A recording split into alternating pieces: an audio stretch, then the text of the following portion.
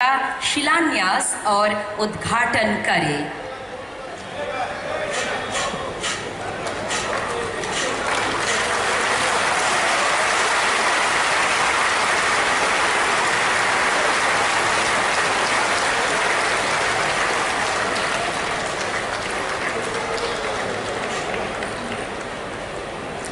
धन्यवाद प्रधानमंत्री जी। धन्यवाद। अब मैं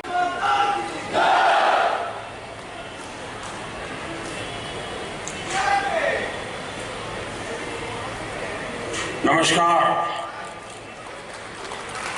खुलुमखा।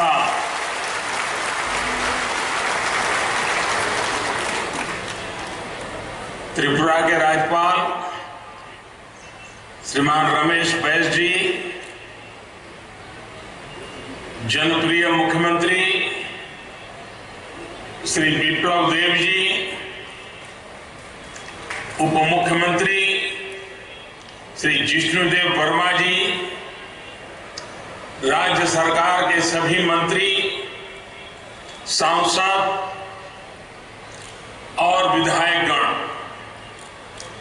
और त्रिपुरा के मेरे प्यारे भाइयों और बहनों, आप सभी को परिवर्तन के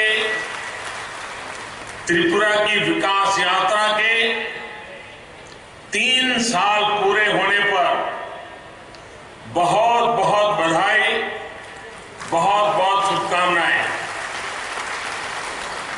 बहनों और भाइयों, आज से 3 वर्ष पूर्व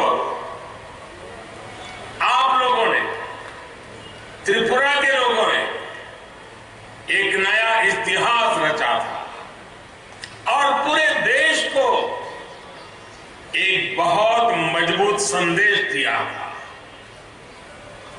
दशकों से राज्य के विकास को अवरुद्ध करने वाली नकारात्मक शक्तियों को हटाकर त्रिपुरा के लोगों ने एक नई शुरुआत की थी। जिन बेड़ियों में त्रिपुरा का सामर्थ्य जकड़ा हुआ था, आपने वो बेड़ियां तोड़ दी हैं, वो बेड़ियां टूट चुकी हैं। मुझे संतोष है कि मां त्रिपुरा सुंदरी के आशीर्वाद से विप्लव देव जी के नेतृत्व में चल रही सरकार अपने संकल्पों को तेजी से सिद्ध कर रही है। साथियों, 2017 में आपने त्रिपुरा में विकास का डबल इंजन लगाने का फैसला किया। एक इंजन त्रिपुरा में, दूसरा इंजन दिल्ली में। और इस डबल इंजन के फैसले के कारण जो परिणाम निकले, जो प्रगति का मार्ग प्रशस्त हुआ, वो आज आपके सामने है। आज त्रिपुरा पुरानी सरकार के 30 साल और डबल इंजन की 3 साल की सरकार में आए बदलाव को स्पष्ट अनुभव कर रहा है। जहां कमीशन और करप्शन के बिना काम होने मुश्किल थे, वहां आज सरकारी लाभ लोगों के बैंक खाते में डायरेक्ट पहुंच रहा है। जो कर्मचारी समय पर सैलरी पाने के लिए भी परेशान हुआ करते थे, उनको 7वें पे कमीशन के तहत सैलरी मिल रही है। जहां किसानों को अपनी उपज बेचने के लिए अनेक मुश्किलें उठानी पड़ती थी, वहीं पहली बार त्रिपुरा में किसानों से एमएसपी पर खरीद सुनिश्चित हुई। मनरेगा के तहत काम करने वाले साथियों को जहां पहले 135 रुपये मिलते थे, वहीं अब 205 रुपये प्रतिदिन दिए जा रहे हैं। जिस त्रिपुरा को हड़ताल कल्चर ने बरसों पीछे कर दिया था, आज वो ईज ऑफ डूइंग बिजनेस के लिए काम कर रहा है। जहां कभी उद्योगों में ताले लगने की नौबत आ गई थी, वहां अब नए उद्योगों, नए निवेश के लिए जगह बन रही है। त्रिपुरा का ट्रेड वॉल्यूम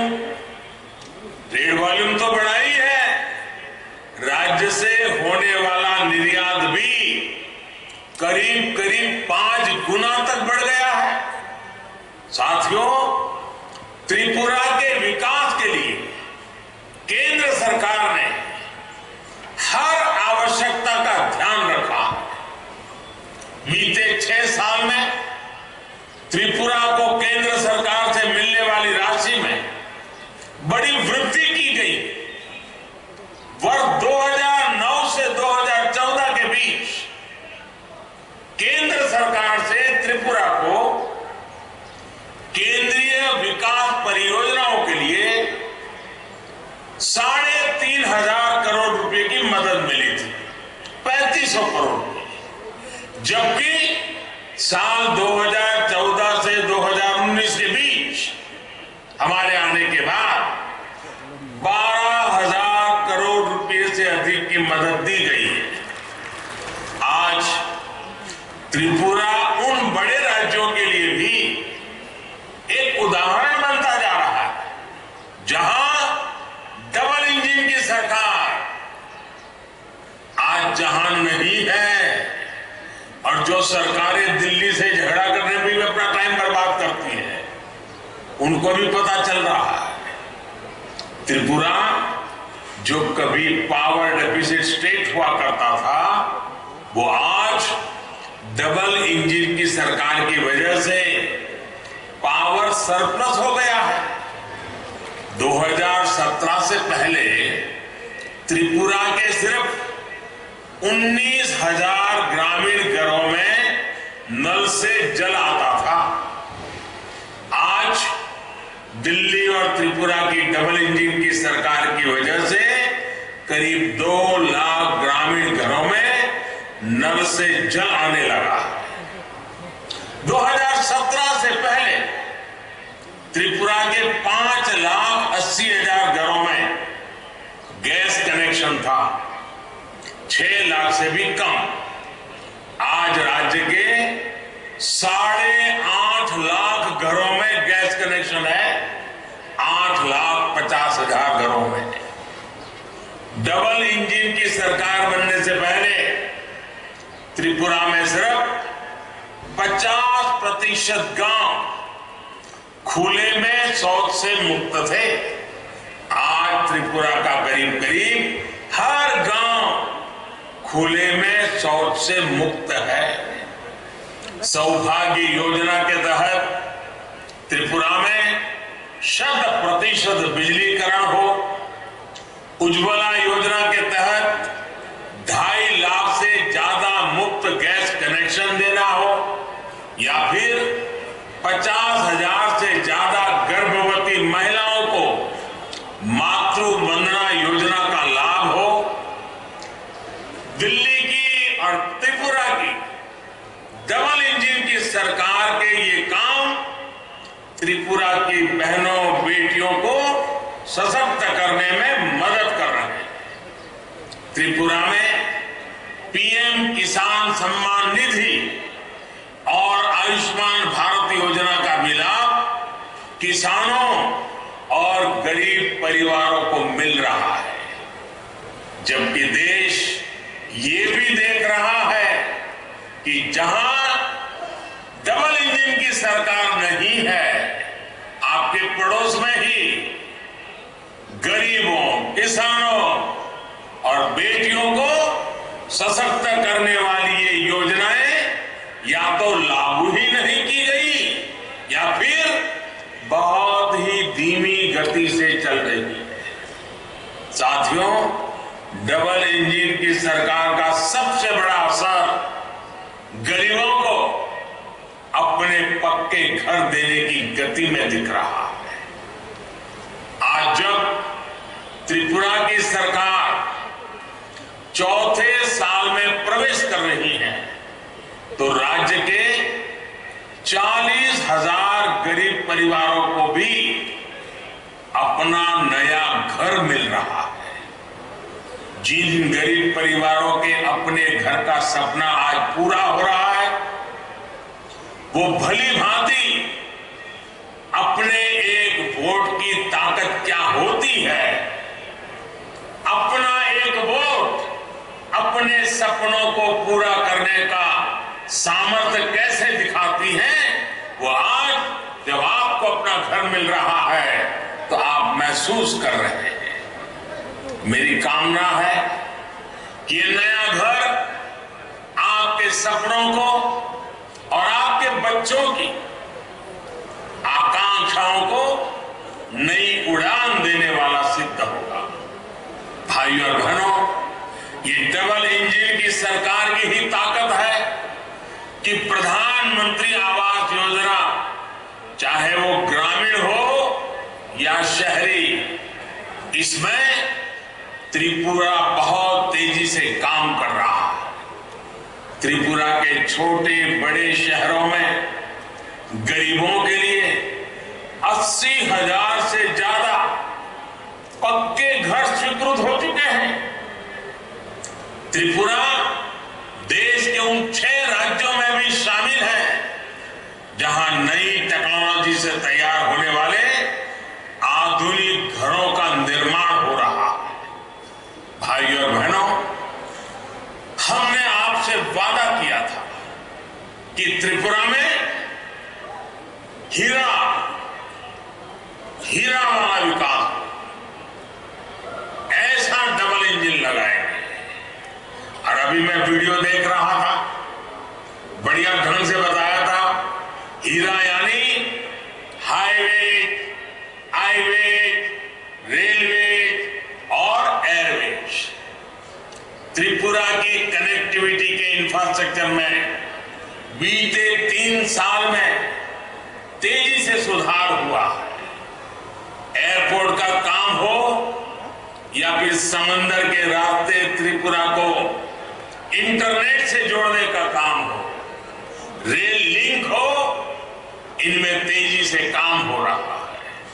आज भी 3,000 करोड़ रुपए से ज्यादा के जिन प्रोजेक्ट्स का लोकार्पण और शिलान्यास किया गया है वो हमारे उसी हीरा मॉडल का ही हिस्सा है।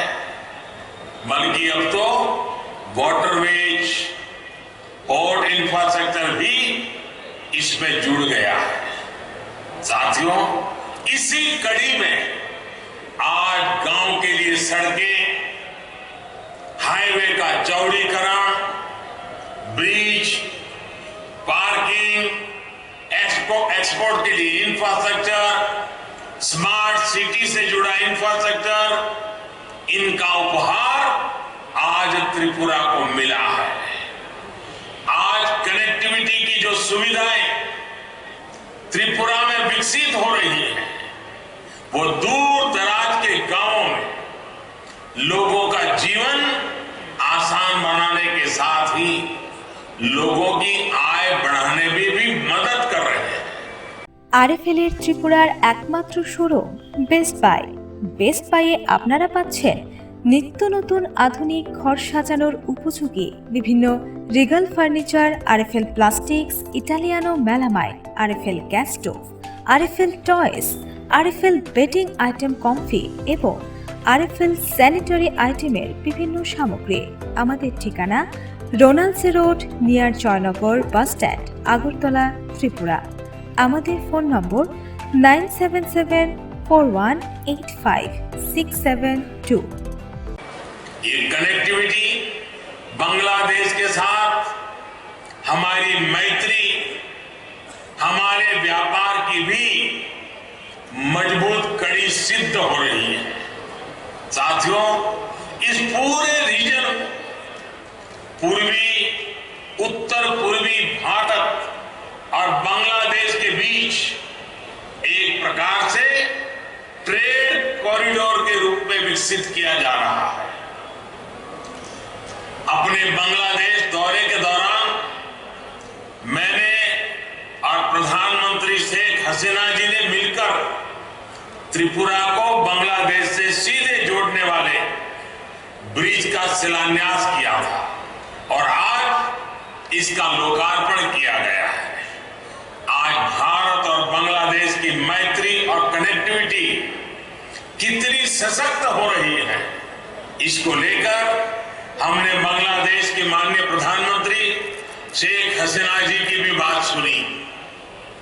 सबरूम और रामगढ़ के बीच सेतु से हमारी मैत्री भी मजबूत हुई है और भारत बांग्लादेश की समृद्धि का कनेक्शन भी जुड़ गया है।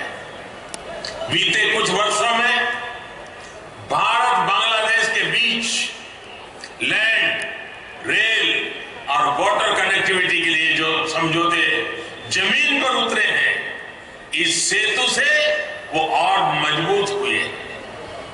इससे त्रिपुरा के साथ साथ दक्षिणी असम, मिजोरम, मणिपुर की बांग्लादेश और साउथ ईस्ट एशिया के दूसरे देशों से कनेक्टिविटी सशक्त होगी। भारत में ही नहीं, बांग्लादेश में भी इस सेतु से कनेक्टिविटी बेहतर होगी और इकोनॉमिक अपॉर्चुनिटी बढ़ेगी। इस सेतु के बनने से भारत बांग्लादेश के लोगों में संपर्क बेहतर होने के साथ साथ टूरिज्म और ट्रेड के लिए, पोर्ट लेड डेवलपमेंट के लिए नए अवसर पैदा हुए। सबरूम और इसके आसपास का क्षेत्र पोर्ट से जुड़ी हर कनेक्टिविटी का, इंटरनेशनल ट्रेड का बहुत बड़ा सेंटर बनने वाला है। साथियों, मैत्री सेतु के अलावा दूसरी सुविधाएं जब बन जाएगी तो नॉर्थ ईस्ट के लिए किसी भी प्रकार की सप्लाई के लिए हमें सिर्फ सड़क के रास्ते पर निर्भर रहना नहीं पड़ेगा। अब समंदर के रास्ते, नदी के रास्ते, बांग्लादेश के चटगांव पोर्ट होते हुए जल के रास्ते एक वैकल्पिक मार्ग मिले, इसके लिए प्रयास चल रहे हैं। त्रिपुरा सहित नॉर्थ ईस्ट के अनेक राज्यों की सप्लाई बरसात या फिर दूसरी समस्याओं के कारण रास्ते बंद होने से प्रभावित नहीं होगी। दक्षिण त्रिपुरा के इसी महत्व को देखते हुए अब सबरूम में ही इंटीग्रेटेड चेक पोस्ट का निर्माण भी आज से शुरू हो गया है।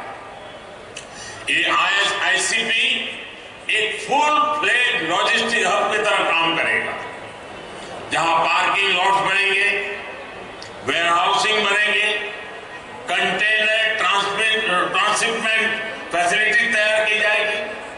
साथियों, फैनी ब्रिज के खुल जाने से अगरतला इंटरनेशनल सी पोर्ट से भारत का सबसे नजदीक का शहर बन जाएगा।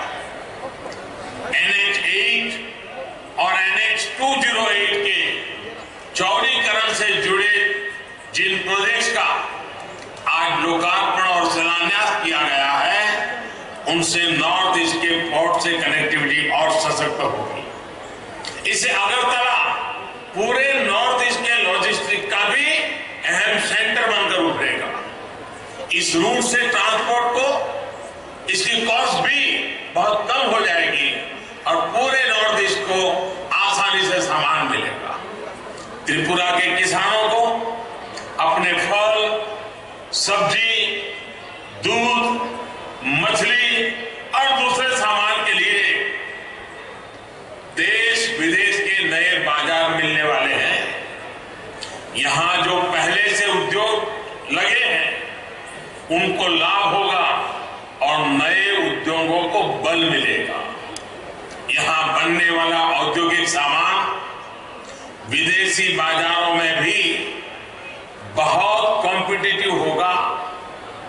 बीते वर्षों में यहां के बाम्बू प्रोडक्ट्स के लिए, अगरबत्ती उद्योग के लिए, पाइनएप्पल से जुड़े व्यापार के लिए जो प्रोत्साहन दिया गया है, उसको इन नई सुविधाओं से और बल मिलेगा।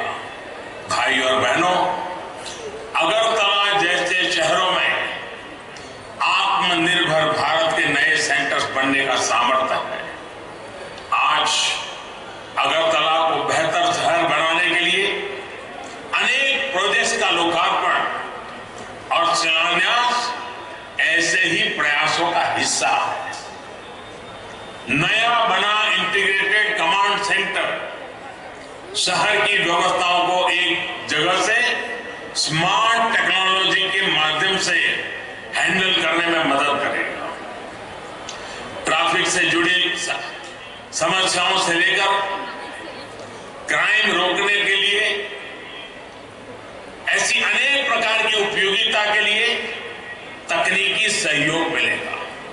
इसी तरह multi level parking, commercial complex और एयरपोर्ट को कनेक्ट करने वाली रोड के चौड़ीकरण से अगरतला में ईज ऑफ लिविंग और ईज ऑफ डूइंग बिजनेस में बहुत सुधार आएगा।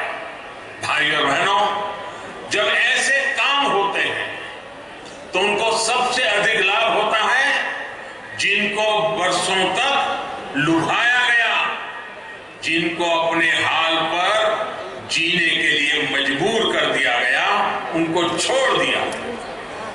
विशेष रूप से हमारे जनजातीय क्षेत्रों में रहने वाले हमारे सभी साथियों और ब्रू शरणार्थियों सरकार के ऐसे अनेक कदमों से लाभ मिल रहा है। त्रिपुरा के ब्रू शरणार्थियों की समस्याओं को दूर करने के लिए दशकों बाद समाधान ही सरकार के प्रयासों से मिला। हजारों ब्रू साथियों के विकास के लिए दिए गए 600 करोड़ रुपए के विशेष पैकेज से उनके जीवन में बहुत सकारात्मक परिवर्तन आया। साथियों, जब घर घर जल पहुंचता है, बिजली पहुंचती है, स्वास्थ्य की सुविधाएं पहुंचती हैं, तो हमारे जनजातीय क्षेत्रों को इसका विशेष लाभ होता है। यही काम केंद्र और त्रिपुरा की सरकारें मिलकर आज कर रही हैं। आगिनी हाभांग, त्रिपुरा हस्तेरी, हुकुमुनो सिमिया, कुरुंग बोरकवो, सुकुल गई, तेरी खा त्रिपुरा नानी गुनाम तेई नहीं थो, हुकुमुनो चुम्ब बोरों या पर नानी चेखा, तेई कुरुंग बोरो रोकनो सोई बोरों याफा रखा। अगरतला एयरपोर्ट को महाराजा वीर विक्रम किशोर माणिक्य जी का नाम देना त्रिपुरा के विकास के लिए उनके विजन का सम्मान है। त्रिपुरा की समृद्ध संस्कृति और साहित्य की सेवा करने वाले सपूतों श्री थंगा डोरलोंग जी, श्री सत्यराम रियांग जी और बेनीचंद जमातिया जी को पद्मश्री से अलंकृत करने का सौभाग्य भी हमें ही मिला। संस्कृति और साहित्य के इन साधकों के योगदान के हम सभी ऋणी हैं। बेनीचंद्र जमातिया जी अब हमारे बीच नहीं है, लेकिन उनका काम हम सभी को हमेशा प्रेरित करता रहेगा। साथियों, जनजातीय हस्तकला को, बैम्बू आधारित कला को प्रधानमंत्री वन धन योजना के तहत प्रोत्साहित करने से जनजातीय भाई बहनों को कमाई के नए साधन मिल रहे हैं। मुझे बताया गया है कि मुई बाम्बू कुकीज को पहली बार पैकेज प्रोडक्ट के रूप में लॉन्च किया गया है। ये प्रशंसनीय काम है। ऐसे कार्यों का विस्तार लोगों की और मदद करेगा। इस वर्ष के केंद्रीय बजट में भी जनजातीय क्षेत्रों में एकलव्य मॉडल स्कूल और अन्य आधुनिक सुविधाओं के लिए व्यापक प्रावधान किया गया है। मुझे विश्वास है कि आने वाले साल में त्रिपुरा सरकार ऐसी ही त्रिपुरा वासियों की सेवा करती रहेगी। मैं फिर एक बार विप्लव जी और उनकी पूरी टीम को, प्रशासन के सभी अधिकारियों को जनता की सेवा के लिए 3 साल जो उन्होंने मेहनत की है, आने वाले समय में उससे भी ज्यादा मेहनत करेंगे, ज्यादा सेवा करेंगे, त्रिपुरा का भाग्य बदल के रहेंगे। इसी विश्वास के साथ मैं फिर एक बार आप सबको बहुत बहुत बधाई देता हूं, बहुत बहुत शुभकामनाएं देता हूं। धन्यवाद।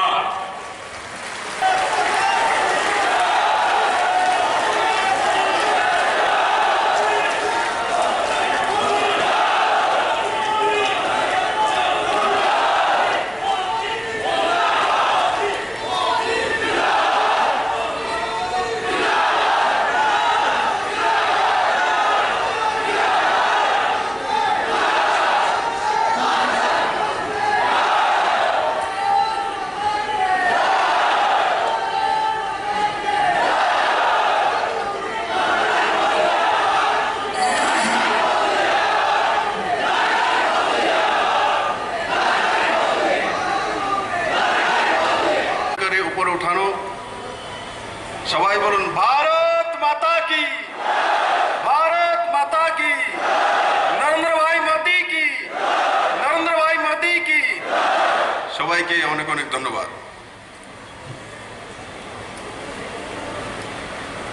যত না খুলুমখা সবাইকে নমস্কার।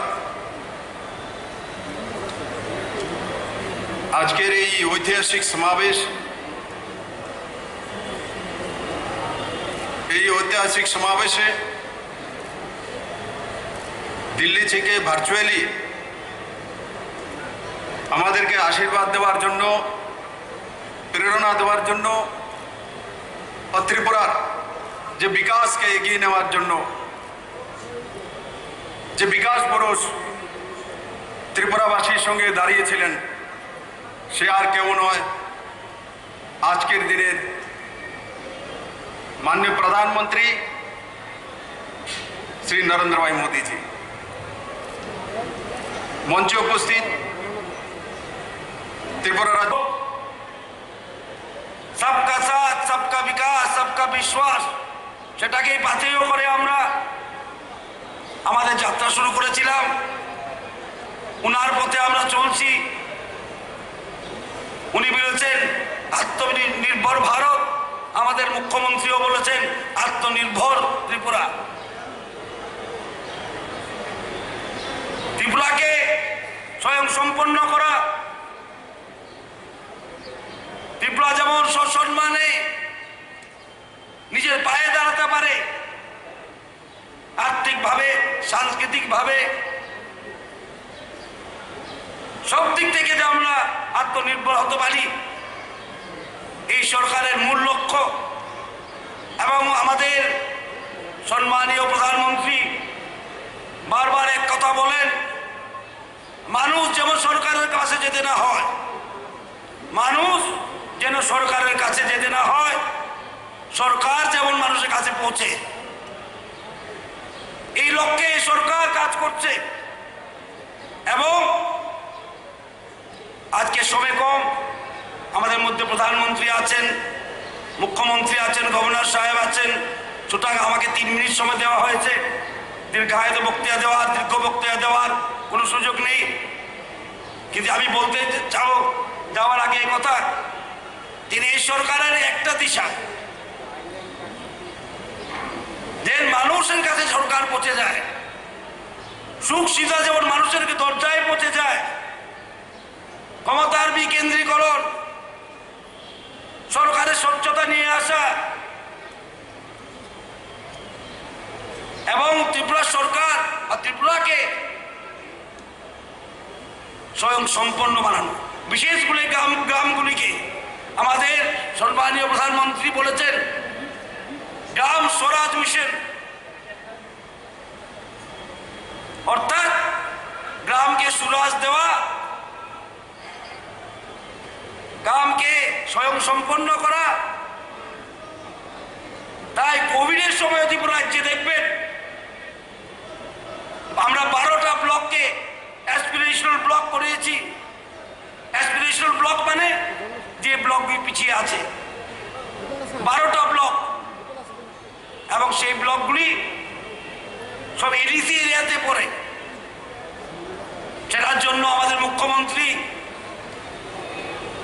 উনি নিজের তহবিল থেকে প্রত্যেক জব কার্ড হোল্ডারকে 500 টাকা বরাদ্দ করেন। সেটা খরচ হয় 5 কোটি টাকা মতো। এই কোভিডের সময় আমরা চেষ্টা করেছি এবং আমরা করেছি প্রত্যেক অংশের মানুষের কাছে যেমন টাকা পৌঁছে। এবং আজকে আমি এই কথা বলে বিদায় নেব, ত্রিপুরার বাসীর পক্ষ থেকে, 37 লক্ষ ত্রিপুরার বাসীর পক্ষ থেকে এবং ত্রিপুরা সরকারের পক্ষ থেকে, সব অংশের মানুষের পক্ষ থেকে আমি আমাদের সম্মানীয় মাননীয় প্রধানমন্ত্রীকে স্বাগত জানাই এবং অভিনন্দন জানাই। এই বলে আপনাদের বিদায় নিচ্ছি। বন্দে মাতরম, ভারত মাতা কি জয়।